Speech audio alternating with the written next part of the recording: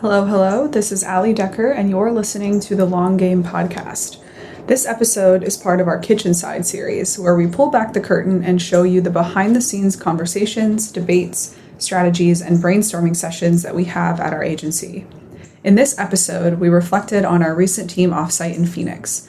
We discussed how to balance team retreats when half the team is virtual, how to prepare for offsites to get the most out of your time together, and we unpack a few of the activities that we planned for our team, namely the company-wide SWOT analysis exercise that we held and how it has informed and inspired our next phase of growth.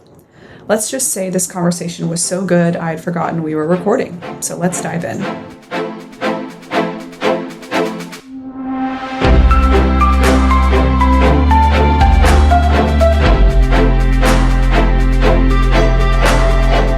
Always cut it out, which we will. Yeah, we didn't record the part about you talking about crying, Alex.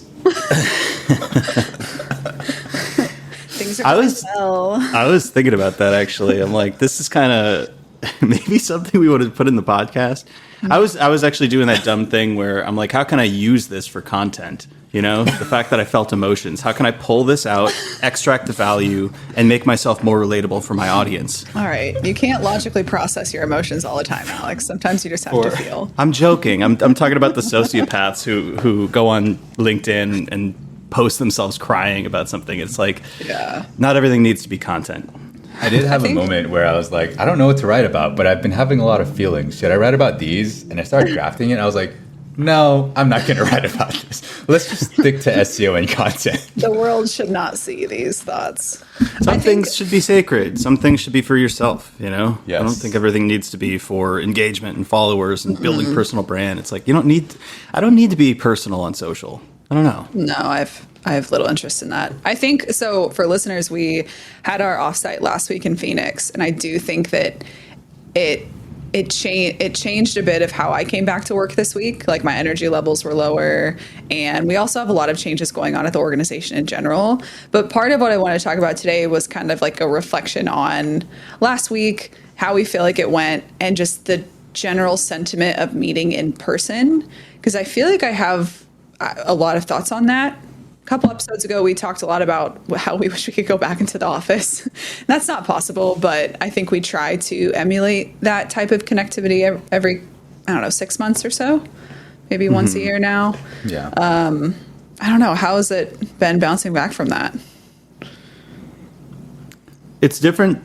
In-person working is different from an offsite, because what we were doing last week isn't what we would be doing every day in the office if we worked together in the same office. It's more intense.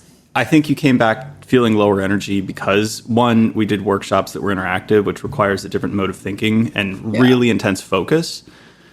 And that's draining by itself, but then you're also neglecting the quote unquote real work. Like, you're not doing the daily stuff. And so when you come back, you've got this plate that's 4 times as full as it normally is. At least that's how I felt. So I think it's different than you got to separate the two, you know. I know, but it's the closest that we can get to that. Like, it's at least in terms of like meeting our team in person. Because I feel like even though we've been working with some of these folks for 6 months to a year, I learned more about them in last week than I did the whole time they've been with us. So there's really very little that can replace that in-person element. But yeah, last week was not a good representation of what a day-to-day would be. Well, generally when I'm in person with you two or with the full team on an offsite, I feel more engaged and motivated in my work. I feel like my ideas are coming more easily and I have more interesting ideas. And when I come back, I feel depressed for a day or two. And I've joked about that before. I called it postpartum depression. But depression, Allie, you said maybe I shouldn't call it that. I would just say I would call it like extrovert depression. Because like, you are a very classic extrovert. Like, you get energy from being around other people. Like, I don't. I had sighs of relief when I got home, but not because I was like done with you all. I was like, space. I don't have to like put on a face, you know. But you are like, my source of energy is gone. Yeah. So. To me, it makes it more tangible. I think behind the screen, when you're dealing with pixels all day, it's hard to realize like the impact and like it's hard to see the people behind the screens on the other side of Zoom. And when you get in real life, like for me, it makes all of it more tangible. Yeah. And the in-between moments too, like in between meals, in between meetings, like before dinner. Like we don't have those together. You know, we have like a very set 30 minutes here, hour here. Like let's stick to time. Here's what the goal of the meeting is. But it's the in-between times I feel like that you really learn about each other. And sometimes those are the best like brainstorm. Like you have the best meetings or the best ideas when you're not even in a meeting. So yeah, it was a weird balance is not the right word because there was none of that, I think, because when you're in office, there's always the like, hey, you got a minute? And you just talk about stuff and you might have some ideas off the cuff. It felt like the whole offsite was just that. Like, hey, you got a minute? Hey, got a minute? Hey, I have this thing. Can I talk to you about it? And it was great. I think it was tough because there were periods when we were trying to do some actual work and like get some heads down work done because we knew how behind we were. But then, or I would kind of be like, ah, shit, now I have to like break my focus to have this conversation. But it would always be a great conversation.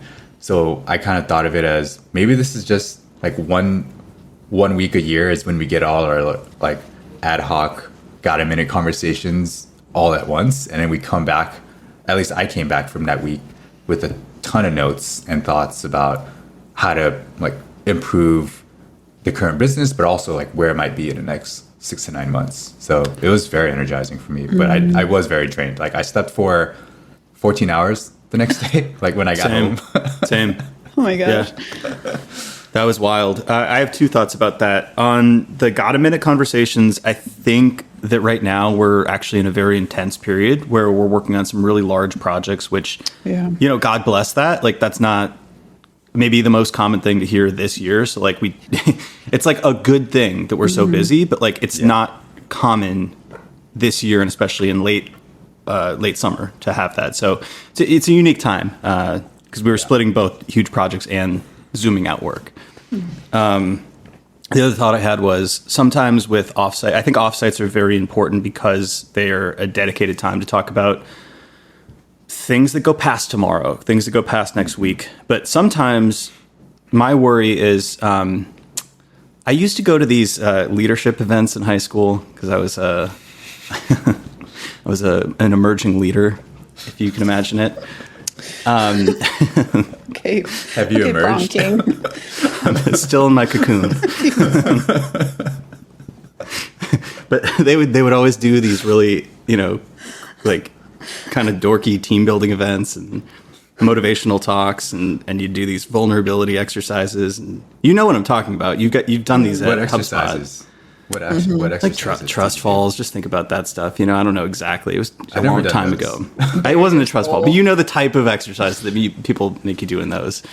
And so it's like people have gone to Tony Robbins events and they've said the same thing where they come away and they feel like an animal. They're like, I'm going to take over the world. I feel great. And then a week later, you're back to the same habits. And I think there's something about offsites where you got to bridge the gap between that feeling of excitement that we all leave with and then building the big ideas into a cohesive operational framework so they actually get implemented. Because sometimes I leave feeling so motivated, right?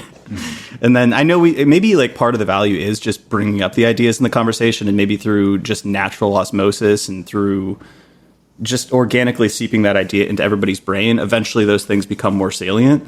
But my worry is like, all right, how do we translate all of those things into business, right? I that's happened to me too, where I'm like everything is possible that we've talked about. Like it's going to happen.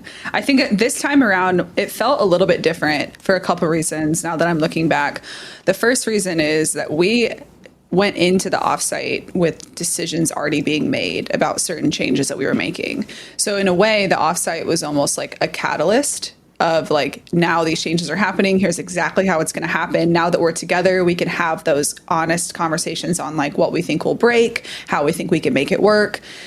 Also, I mean, David, this is 100% your doing, but every time we threw out an idea, you were like, what's the action item? Like, how do we bring this to fruition? Not everything is that clear cut, but for those that are, you did a really good job of like capturing actual like steps. Cause I don't think about that. I'm like, yeah, this is great. Like we'll do it. And then I don't know how it's going to happen. So I think that those two things I think were what was different about this time around was having changes already being made beforehand. So there was really no question of how going into the offsite and then being really intentional about capturing the the real concrete steps to take for the new Yeah. ideas that came out of last week. Even to break that, and thank you for that. That's something I'm working on, and I think there's still room for improvement for like figuring out how to operationalize stuff. But I think the thing you mentioned about going into the offsite with decisions being made, I actually want to zoom out, and it's less about the decisions being made, but the conversations were already had before the offsite. It was just that we used the offsite as the like, hey, everyone's on the same page here, right?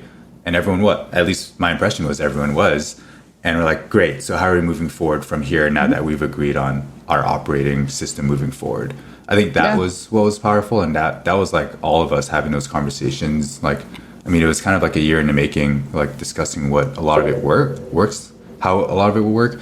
But then I think during the offsite, there was also a lot of that came up of, oh, now there's these other things we need to talk about, like AI came up again. Like Alex, you brought up like SGE and the recent Google updates and these tools, and I'm like, oh yeah, that's a thing we haven't revisited in a while, that we haven't figured out how to properly operationalize yet either. That's one of those ideas, though, where it is probably just the benefit of bringing it up is that we're all thinking about it now, because it's not like anybody else has solved this problem.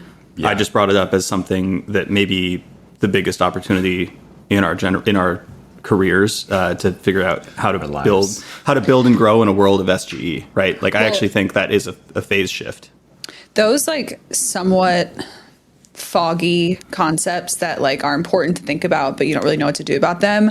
I would say that offsites or in-person times are the best times to bring those up, because you're together all the time. Like, I remember walking through the grocery store with Sam, and we were talking about a couple of those things, and it felt like there was no pressure. We were just kind of bantering on it and like kind of brainstorming a bit, but it didn't feel like, oh, we have 30 minutes to talk about this until we have to go to another meeting. Like, we better make this the best 30 minutes ever. It was just like in passing, because we both really care about it, but we didn't really know what to do about it. And I think during an offsite trip or retreat, like, that's the best time, because you just are together the whole time. So you can geek out about it without needing to like have a time cap or whatever. David and I had a deep conversation about sales and revenue in the mall. See? After we David bought a great jean jacket. Oh yeah. Damn mall. Well, it was around the idea of like, hey, we had some really ambitious revenue goals this year, and part of me is upset that we didn't hit it, but there was a lot of out of our control. And I think over the course of the year, this was a learning lesson for me of like, oh, maybe we set it a little too ambitiously, but it's the whole like shoot for the moon, land among the stars, whatever. And I think we're going to land among the stars. Like, we're going to be growing in a year where a lot of people are happy with being flat. But we were talking about like, we're still going to keep this ambition. Like, next year, we're still going to aim for that same target we had this year, but maybe with more of the planning in mind. Like, my mind's already churning about what do we need to have in place, like in the next quarter, for us to feel like that target is a lot more reasonable next year. And I was not thinking about this last year. I think we just chose a number that sounded nice, and we're like, yep, this is our goal, which maybe is where we needed to start. I think that's an amazing thing to do, though, because what you can't do is mix up outcomes with inputs. And the outcomes, there's so many different factors that are outside of our control.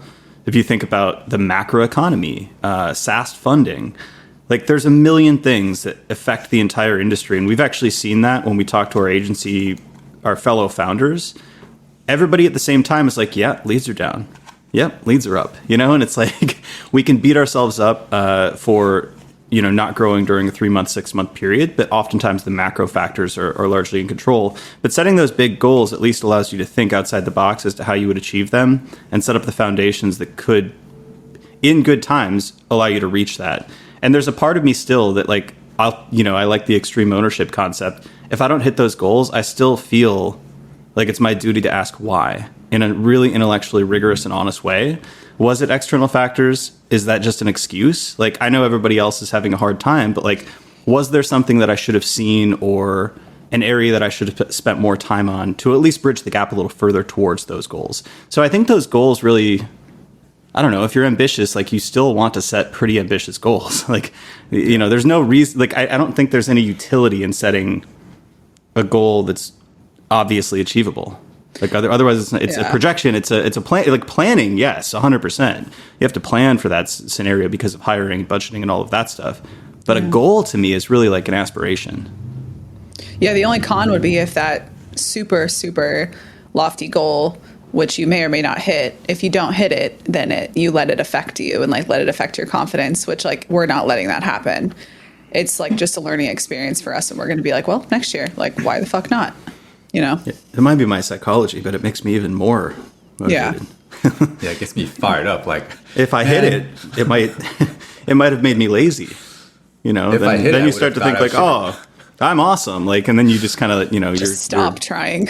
Yeah, like I almost want there to be a little carrot in front of me. I don't think I've ever had a year where I hit my goals. I think I have this weird thing where if I hit my goals, I think I set them too low. And if I don't hit them, I'm like, well, I probably got much further than if I set lower goals for myself. You have to hit like one or two though, because you need fuel. Like you need proof. Like I'm someone that needs evidence of like, I can actually do this. Like, look at this. Like, I don't need people to give me like platitudes. Like I need the like hard evidence of what I've done. Like that's what I felt when I actually signed up for improv is like, look, I fucking did it. And then now I'm like, I'm going to hit like, or set higher goals, and I might not hit them, but I know I can eventually. So I don't know. I can see both sides of it. There's an interesting like psychological thing at play there. I think I agree with you because for me, there's like activation energy required if something's not a habit. So for writing, success for me isn't 1 million views or something like that. It's to write 200 words. Success for me in jiu-jitsu, like I have both actually. I have like the macro goal that's really ambitious and like the time frames are usually too short to be reasonable. But then like my day-to-day goals are just attend class, just go to jiu-jitsu. Like, you know, you don't have any goals for that day. So I can see like I could see like if you just had the macro $10 million, $20 million goal, 100% growth, that would be daunting and unusable. You maybe need some stepping stones in order to get you there. And for growth, I always think about like, don't worry about the number. The score will take care of itself. Close the next deal. Retain this client. Like grow this client. Like, just do the thing in front of you and do more of it, and then you'll get there eventually. And that's where maybe the systems approach applies, the inputs. Yeah, I've been reflecting. I sent it to you both on Instagram. It was this quote from Farnham Street. And it was like, gonna botch it, but one of the greatest underrated skills is being able to do what needs to be done even though you don't want to do it. Like the last couple of weeks have been tough. Like I think a lot of us have been working a lot, not just us three, and there are days when I'm like, I don't want to jump on a sales call. I am drained, but I need to lay down for 10 minutes and then just pump myself up and just be high energy on the sales call and like be able to speak to all the questions and all that. And it's empowering. Like after the call, I'm like, wow, I did that. Even when I was super drained and not getting enough sleep, I'm proving to myself that I can do this.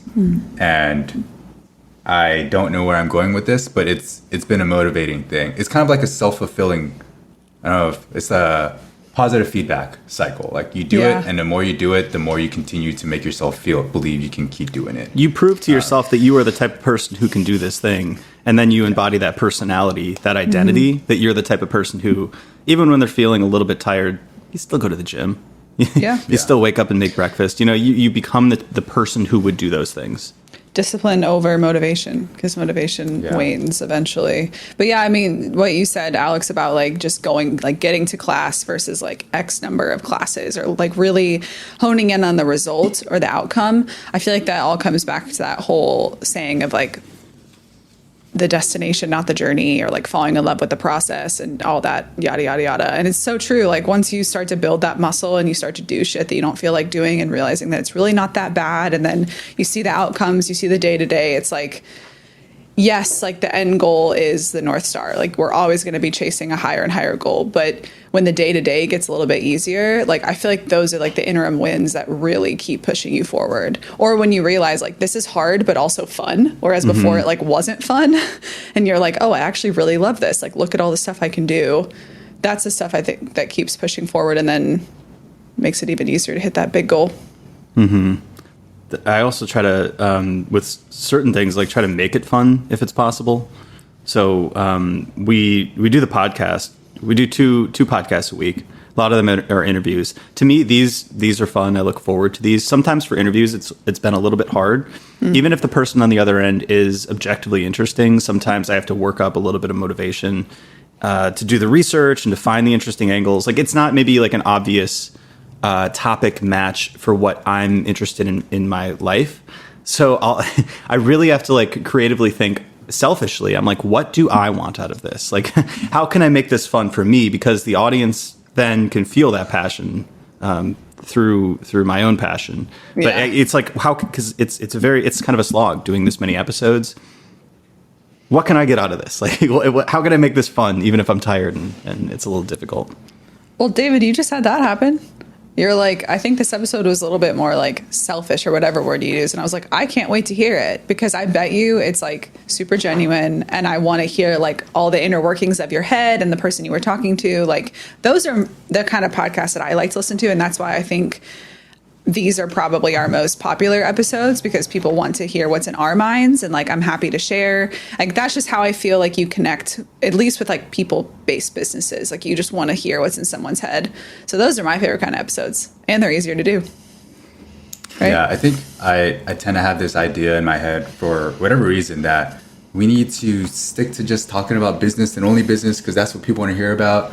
And as I was interviewing my friend Kay, I was like, I knew that going into it, we would not talk about content and SEO, but he's like a full-time creator. He's a business guy, was on Wall Street for like 15 years and like managing director at BlackRock and stuff. And I was like, he's going to have really interesting stuff to say because he's gotten to reflect on a lot of things. And I remember having this moment in a podcast. I was like, do I pivot this to be more business? And I was like, nope, not going to do that because the energy he's given me is not business. It's like a lot of this introspection that I think poses a lot of good questions for our listeners, maybe not directly related to business, but maybe for them as people. I'm like, I think this is a valuable like change of pace for our listeners. So just went with it, see how it goes. I'm going to put forth a probably controversial idea. And that it's because I'm reading The Fountainhead by Ayn Rand. So again, very controversial stuff here. I don't even know if I believe this. So this is just me externally processing. Selfishness is honest. Like when I know that something is done selfishly, I know it's done honestly. So David, you being selfish on that podcast, to me, that's a more honest podcast. Now, not everything, most things in business don't need to be done that way and shouldn't be done that way. I would think that if you were writing all of your content like that, like you're probably not going to be very effective at that content. You should see a therapist. Yeah, but also, you know, like we used to talk about this with product-led content. Back in the day, it was very uncouth to put your product in the content or a pop-up or any sort of like promotional aspects because that was salesy. That was selfish. But also, like, why wouldn't they be selfish? It's a business who's paying money for that content to be produced to reach the end audience that they want to be paying customers. That's the reason they're doing it. So why are you hiding that from me? Like, to me, like the selfishness being upfront is more honest than the opposite, which is, I'm just doing this of service. Like, I'm just of service to you, dear reader. It's like, no, you're not. You want something. Come on, just tell me what you want. Isn't it like dishonest to be like, we're a business and we're writing content and trying to be objective? Yes. When you're really not. It's dishonest. Yes, totally. So I'm playing with this idea. What do you guys think? Oh, I would so much rather someone just put it all out on the table. Like, no bullshit. Just, yeah. I am curious, though. Like, I just listened to our last episode, or the recently published one last night, so it's fresh in my mind. And we had a section in that chat where we talked about, like, integrity and how everyone has an agenda, but ultimately, like, we don't try to sell folks that really don't genuinely need our services. So I'm curious. I know, David, both of you guys have done this a couple times. Like, how do you corroborate those two things where you're like, I obviously want to make money, but you obviously don't need our services. So I have an extremely easy answer for that, but honesty? I'll let David go first. I don't know how to. I have thoughts. I don't think I've externally said them yet. So you go first, and while I process mine. It would be harmful to us in our business to accept clients that we wouldn't. Yeah, it's selfish for us to not accept them. Yeah. So like if a we're to take something short-term outside of thing. our wheelhouse, we're going to have to hire maybe a new person, a contractor. We're going to dilute the team's focus. That's going to dilute the value of our existing business and value proposition and services. It's bad for us to do so. So it's if it were advantageous for us to accept those, we would do it selfishly. Yeah, Right? Well, if we were operating in the short term, if we were playing the short game, like it would be advantageous, but we're playing a much, much longer game. And so those prospects you've come in the door that you're like, you should do like founder-led sales for a little bit, PPC for a little bit. We could take those on. Results would never show. We'd lose a client. It hurt morale, blah, blah, blah, blah. So it's self-serving in a way not to take them. Yeah, I just turned down a prospect today. He was like, yeah, we want to, they have a software for VCs and private equity folks. And he was like, yeah, we want high quality content. I was like, what does high quality mean? Like, what's an example? And he said, we want content like what A16Z puts out and CB Insights and PitchBook. And I'm like, and like A16Z, like they have investors that's been doing this for decades. Like you're not going to find a writer. They have a huge team too. Knowledge. Yeah. And then like PitchBook and CB Insights, like they have teams of analysts writing these reports. And I was like, if you want to do this, we need to at least interview your subject matter experts, your founders or whatever. And he's like, nope, can't do that. I'm like, so you expect this level of quality, but you can't provide us with those level of inputs. Honestly, like, help me figure out how this could work. Like, I didn't want to just say no. And I was like, I wanted to put on him, like, how does this work then? And I was like, I'm being a bit upfront and I apologize if it's too honest. But I don't want to like set you up for failure by working with us if we can't deliver. He was like, no, actually that was very refreshing. Like, I appreciate that. So it's almost as if by like being selfish, like if we work with this guy, we're not going to do well. Yeah. That was a selfish reason for me. So it was selfish. But that ultimately was good. Like it was a good way to respond because I'm like, I'm being honest with you. Like, I'm not going to lie or like, we could try to make this happen. I could say yes, but you're not going to be happy and we're going to have a hard time making it happen for you. Okay, so that's the thing is that it's not easy to do that. But it is obvious. It's one of those things that in the moment, like your inclination is to say, how can I make this work? And that's where the model of the podcast, the name of the podcast, the long game comes in. Because once you realize that like, okay, like let's take this client on.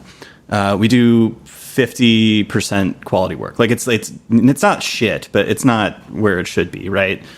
We're not going to get a case study out of that. They're not going to retain it's going to be like such a drop in the pool in terms of our revenue that it's barely worth it on that level. We're not going to get any sort of flywheel effects. They're not going to tell their friends. In fact, our reputation may be diminished because they may know a bunch of other businesses. Yep. Now, the flip side is David acted as an honest advisor, which now puts him in the seat of a trusted person for SEO. Like this potential client, even though they're not a client, now in their mind is like, he's going to be honest with me. He's going to shoot it straight, so I can go to him with questions around growth, SEO, etc. And then also, if we send that client to somebody that we know can do that work better than we can, well, now that's the partner ecosystem, and that doesn't like pay off day one. That pays off next year, 2 years from now. But those are longer plays, and it's a little difficult. You need to like start. It's a mental model you need to really embody. It's hard to do so, but. Yeah. It is advantageous in the long run to do what David did there. Yeah. I also told him too, like, hey, I actually recommend you go find like some dude with a Substack or some woman with a Substack who loves this shit, who's like an analyst mindset and loves reading this and reporting about it. Work with them. Like they have the knowledge or at least the interest in writing this type of stuff. And I told him like, if you don't work with us, like I'm happy to help you figure that out. But I don't think we can help you right now. So yeah, I was pretty proud of myself because I did have that natural inclination to want to figure out a way to make it work and want to close the deal, but it just didn't feel right. It just didn't feel right in my gut. I was like, I'm not going to do that. Yeah. And with another client, I wrote a memo. They're like, what would it look like to invest more with you? And they're like, I'm sure you'll find a way to say we should invest more with you. My memo said nothing about paying us more, doing more. And I was like, here's how to think about SEO. And whether you think it's worth investing more. And then they're like, actually, we want to do more. Like, we want to do more with you. I'm like, oh, okay. Cool. It's cool, though, because, Ali, when you're operating under that integrity, which also I wanted to talk a little bit about SWOT analysis because we did that at our offsite. And also I was thinking a lot about that in regards to content and SEO because it factors into prioritization. But once you know where you excel and where you don't, and you have that honesty around yourself, that self-awareness and that integrity, I don't even know where I was going with that thought. I just blanked out. Allie. And I was like, yes. What? It's easier to make those decisions. I don't know what I was going to say. I lost it. SWOT analysis. Segue. Yeah, let's talk about SWOT. SWOT analysis. What does So SWOT part of stand for? the offsite was well designed because we had things that were like near term. I think there were a lot of operational conversations and processes. The one that's a little bit longer term for us was we did a SWOT analysis, which we conducted by sourcing that from the team. David, do you want to describe? You set up the exercise. That was a good one. Yeah, so we did a SWOT analysis, and I kind of had this idea last minute because I think the three of us have talked about like the future of the business a bit, but we hadn't heard from our team, who are the people working directly with the clients, what they think our strengths and weaknesses, threats and opportunities are for the business. And I figured they definitely would have some sort of input or insight or some sort of opinions, like even if they haven't thought about it intentionally yet. And I wanted to set it up where it was like, I don't care if it's an unbaked idea or unpolished idea, just get it out there because it might be something no one else has thought about. And we used the Miro board and just had some quiet, I think it was like 10 minutes, and it was like, just put down all your thoughts in like these Miro stickies and whatever you think our strengths, weaknesses, and stuff are, and then we'll just discuss them openly. And I think at a high level, it was interesting to see the lens through which folks viewed our business, obviously depending on their function, and seeing some of the themes come out. And where I think what I was most surprised about was there were fewer threats than I would have hoped to see, mainly because I'm paranoid, so I tend to think mostly in threats. But I mean, I'm curious what you both thought of it, or what you got out of it.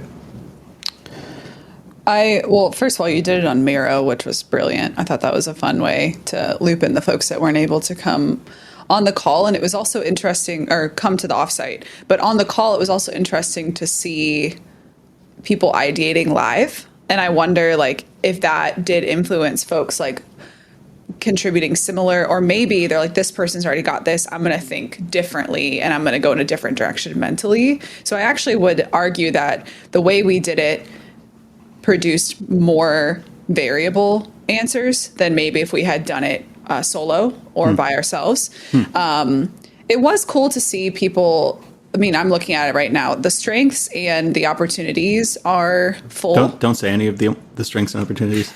I'm not. I'm just saying. I'm I know this is kitchen side, but like, let's leave a couple cabinets closed. I was going to say, I'm glad that our team is generally positive thinkers. That's what I was going to say. I was actually expecting more weaknesses because I'm someone that, I mean, you guys know this. I always go straight to like what's missing or what I can fix or what I can improve. It's just the way my mind works. So not that we shouldn't celebrate the positives, but I mean, that's the first box I went to when we started filling it out.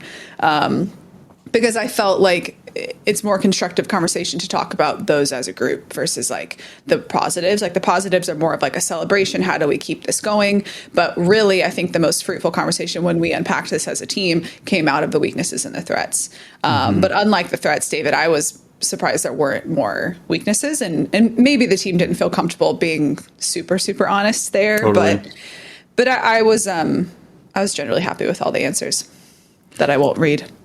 Well, yeah, the cool thing about doing it with the team like this is like everybody's got their own context by which they view the business. So I'm having tons of sales conversations. I go to conferences. Like I hear a lot of the market, right? And maybe the team doesn't hear a lot of that stuff. But I also, on my side, I don't see the feedback in individual documents of content that we deliver. So I don't get that view. So we're getting all kinds of different viewpoints. Maybe there is a little bit of hesitance to say some of the weaknesses, whereas we may be only seeing those things because we own the business. So it comes with context, which is really nice. I think these exercises are useful in two ways. So we own the positioning, right? Like we set the positioning for our company, who we sell to, how we differentiate, how we sell. all of those factors. And I think part of doing a SWOT analysis with the team is to almost do an assessment or an audit to see how closely aligned with the vision we have, how closely aligned everybody thinks we are on that. Including like, the strengths and the weaknesses. Like there may be things that we aspire to and we all agree that we want to be good at, but are they truly? Like, I think it's a very good touch point in time to say, like, are we living up to the vision, and are us three communicating that? Like, is that flowing through the company? And the second thing is, I think it's very good for planning, and this is where the opportunities and threats come in. It's for getting people aligned as to where we could go next. Like thinking through from product services level, like what could we cut? What could we expand into? Like what areas should we be thinking about from marketing? Like all of those different factors. What are the next 1, 2, 3, 4 steps to get us to the next phase of our business? So it's really good to ideate from the whole team what those things may be. Does that mesh? Yeah. Because that was when we analyzed it, the things that I was most interested in were the convergences and the anomalies. I thought it was very interesting when everybody agreed on one thing, and then there was a lone island of just one person thinking a singular thought. And I was like, okay, that's interesting. I'm going to point my direction in those 2 areas, right? Yeah. Yeah, because for context, after we did like the live working session, we grouped by like topic. So like visually you could see where, like you said, one person was thinking quite differently than the rest of the group. And like I said, I wonder how this would have gone differently if we were all separated. But ultimately, I think this is the best we could have done. I think it was incredibly fruitful. Mm-hmm. Yeah, I'm connecting a couple dots here with what you said, Alex, around it is helpful for future planning. And I've been working with my coach on just being a better leader and moving things forward. And he taught me about this concept of like expectations versus agreements. Like usually when there's expectations, like no one wins. Like for whatever reason, the person who has the expectations, like their expectations aren't met. And then the person who was expected of something, like they didn't know about the expectations, so they didn't meet the expectations, and no one's happy. And so he frames things as like agreements, like, hey, like let's have this discussion and agree that this thing is important and we need to have this thing done by a certain time. Like, is that something that we can agree like is possible or like you have capacity for? Like that's one of the things he taught me. And when I think about this tool, there are a couple of threats on here that I think a lot of us are in agreement with, which now that allows us as a group, not just 3 of us, but as a team, as a company, to be able to say, we all agree this is a threat and we need to do something about it. Even if that means putting ourselves into uncomfortable situations and like figuring out some new things that maybe we haven't tried out before. Like that's what I'm excited about, because I'm like, oh, like we had this discussion about this at the offsite. Now let's follow up on that and figure out what the action items are, knowing that we all agree that this is an issue for the business that we need to address. I think that's powerful because we're all remote, it's rare that we have a forum to share and agree on all, like anything in general, like all at once.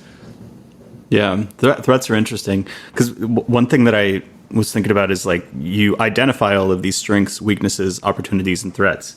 What do you do with that?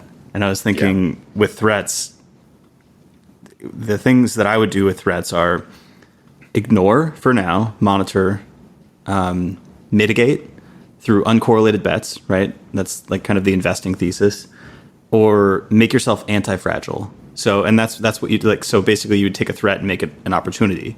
And I think that we did that with a couple threats. It's like, it's kind of a jiu-jitsu move or a judo move, right? It's like using the weight of the threat to actually propel you in a higher direction than you would have been without it.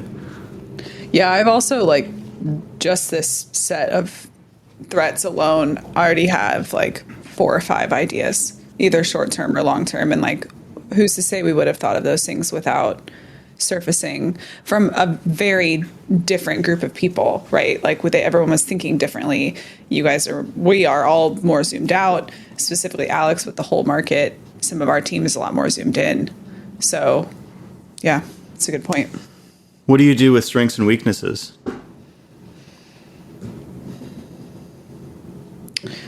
Like I said, with strengths, the first thing I would do is validate if these are actually strengths or if these are like one-offs. Secondly, I would celebrate the ones that we've all validated and just affirm that it's everyone's work together that has made these possible. Probably double check some of the process and systems that allow these to be strengths and make sure that those are scalable and sustainable and not just, again, one-offs. And the weaknesses, I would do the same process, but I was looking at it again, and some of them are actually connected. Like we have an outcome in the strengths, but the process that leads to that outcome in the weaknesses. So it's interesting that it's like, and those are the same people that added those. So I would probably see which ones are connected. That's interesting. Yeah. I want to... or the same team, not the same people. Sorry. I don't know if this is a contrarian idea, but I wanted to bring this up because I think a lot of people would look at strengths and weaknesses and focus on the weaknesses and say, we should fix these, we should shore these up, we should make these better. Jason Cohen, who founded WP Engine, he runs the Smart Bear blog, wrote an article, I think it's called What Makes a Strategy Great? And his entire point of that essay was that actually, no, you should shore up your strengths. Like if a strength appears on that, you focus on that and make it stronger.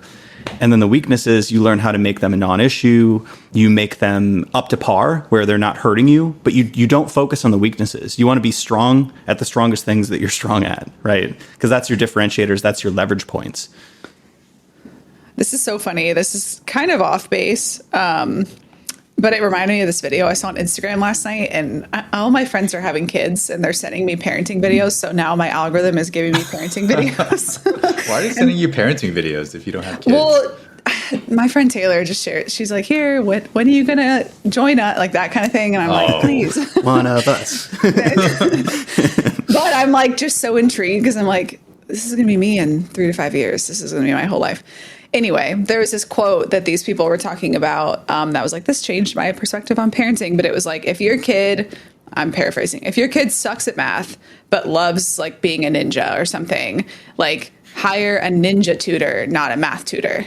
And it was like a very arbitrary quote, right? Like you don't hire a ninja tutor, but it was interesting because I feel like when you're kids, you're constantly told to fix the things you're not good at. And I think that stuff carries into adulthood and then even into growing a business where I just said it, I focus on those things, right? Weaknesses, like things I want to fix to make everything good.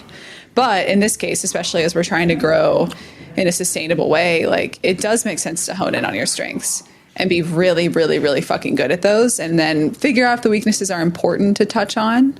But if not, like, I don't know, let them go. What would you say there, Alex? Well, let's put... yeah, go ahead, David. I think some strengths inherently have those weaknesses. Like you can't Right. be strong in both things, right? And I think that's the beauty of strategy, where people who are not comfortable with it will try to be good at everything. But if we're smart about it, we can be like, no, we're going to be really fucking good at these things. And we have to be weak at these things in order to be strong at these things. And that's just a trade-off we're going to make. Yeah. That's what we do with sales. We're like, we're not going to work with this company because X, Y, Z. Or we're not going to do this service because of this reason or whatever. Like, yeah, we might lose deals because of that, but we're going to focus on our strengths.